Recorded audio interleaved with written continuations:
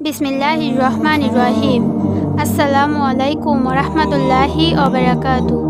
আমাদের চ্যানেলের প্রিয় বন্ধুগণ, আশা করি আপনারা সকলেই মহান আল্লাহ রাব্বুল আলামিনের অশেষ মেহেরবানি ও দয়ায় সবাই অনেক ভালো আছেন।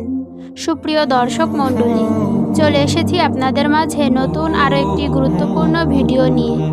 আজকের এই ভিডিওটিতে আমি আলোচনা করব, আপনারা যদি শেষ রাতে ঘুম থেকে উঠে আল্লাহর গুণবাচক ছোট্ট দুইটি নাম 101 বার পাঠ করেন, 10 দিনের মধ্যেই ফল পাবেন ইনশাআল্লাহ। এটি একটি পরীক্ষিত আমল, আপনারাও আমলটি করুন, ইনশাআল্লাহ আল্লাহর মেহেরবানিতে আপনারাও ফল পাবেন। বন্ধুরা, ভিডিওটি অত্যন্ত গুরুত্বপূর্ণ একটি ভিডিও, তাই আমি আপনাদেরকে অনুরোধ করব আমল করার নিয়তে একেবারে শেষ পর্যন্ত দেখার জন্য, এবং এই রকম পরবর্তী ইসলামিক সুন্দর সুন্দর শিক্ষামূলক ভিডিও পাওয়ার জন্য আমাদের চ্যানেলটিকে অবশ্যই সাবস্ক্রাইব করবেন। আর যারা অলরেডি সাবস্ক্রাইব করেছেন তাদেরকে অনেক ধন্যবাদ। তো চলুন শুরু করি। রাতের ইবাদত ও দোয়া মহান আল্লাহ তাআলার কাছে অনেক মর্যাদা ও সম্মানের। রাতের দোয়া ও ইবাদতে তাওহীদের সাক্ষ্য দিয়ে মহান আল্লাহর কাছে দোয়া করলে সে দোয়া আল্লাহ তাআলা ফেরত দেন না। বান্দার সব দোয়া আল্লাহ তাআলা কবুল করে দেন। রাতের তৃতীয়াংশ তথা শেষ রাতের ইবাদতের কথা কোরআন ও হাদিসের বিভিন্ন স্থানে নির্দেশিত হয়েছে। বলা হয়েছে, এ সময় আল্লাহ তাআলা বান্দার ডাকে অধিক সাড়া দেন। তিনি বান্দাকে অনুপ্রাণিত করতে থাকেন, তাকে ডাকতে বলেন, তার ইবাদত করে তার নৈকট্য লাভের আহ্বান করেন। আমরা ঠিক সেই সময়টিতে ঘুম থেকে উঠে আল্লাহ তাআলার কাছে আল্লাহর গুণবাচক দুইটি নামের মাধ্যমে আল্লাহর কাছে আমাদের মনের নেক চাওয়া পাওয়াগুলো তুলে ধরব। ইনশাআল্লাহ আপনার মনের নেক চাওয়া পাওয়াগুলো পূরণ হয়ে যাবে।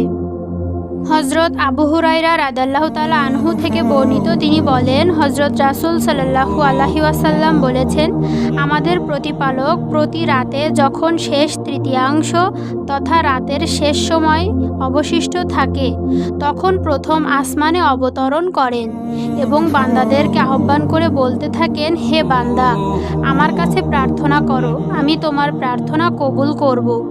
আমার কাছে তোমার কি চাওয়া আছে চাও, আমি তা দান করব। আমার কাছে তোমার জীবনের গুনাহের জন্য ক্ষমা প্রার্থনা করো, আমি তোমার গুনাহ মাফ করে দিব। সুবহানাল্লাহ। এটি সহিহ বুখারী শরীফের একটি হাদিস, হাদিস নম্বর 6986। আমরা সেই সময় ঘুম থেকে উঠে আগে 2 রাকাত করে 4 রাকাত তাহাজ্জুদ নামাজ আদায় করব। তারপর কয়েকবার দুরূদ শরীফ পাঠ করব। আপনি যে কোনো দুরূদ শরীফ পাঠ করতে পারেন, তবে আপনাকে অবশ্যই দুরূদ শরীফ পাঠ করতে হবে, কেননা দুরূদ শরীফ পাঠ করা বিহীন কোনো দোয়া মহান আল্লাহ রাব্বুল আলামিনের দরবারে পৌঁছায় না। এরপর কয়েকবার ইস্তেগফার তথা আস্তাগফিরুল্লাহ এইভাবে কয়েকবার পাঠ করবেন।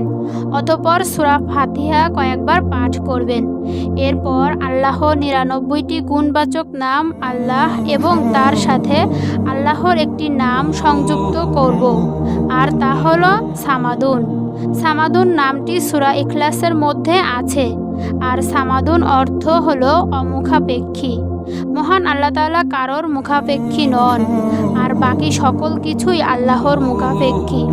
সুতরাং সামাদুন নামটি আল্লাহর নামের সাথে মিলিত করে একসাথে বলবেন আল্লাহুস সামাদ।